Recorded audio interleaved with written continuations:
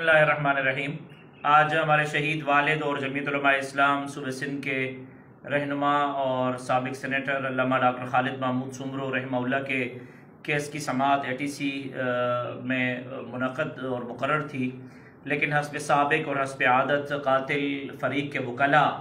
आज एक बार फिर गैर हाज़िर रहे और उनके 3 वकला हैं, तीनों ने अपनी दरख्वास्तें भेजी और कोई भी एक वकील हाज़िर नहीं हो सका, जिसकी वजह से अगले माह की 4 तारीख को फिर समाअत मुकर्रर की गई है। मैं समझता हूँ कि अदालत को गुमराह किया जा रहा है और उनके वकला की तरफ से इस केस को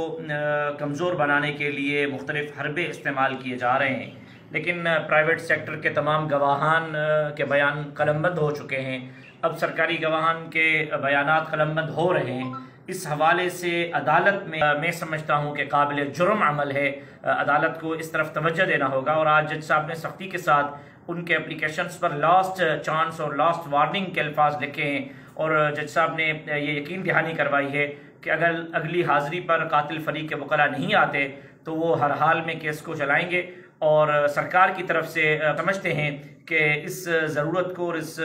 खला को पूरा करके केस को चलाया जाए और जल्द से जल्द इस केस में हमें इंसाफ फराहम किया जाए ताकि जो सुस्ती हुई है उसका भी इजाला हो सके और हमें इंसाफ भी मुहैया हो सके।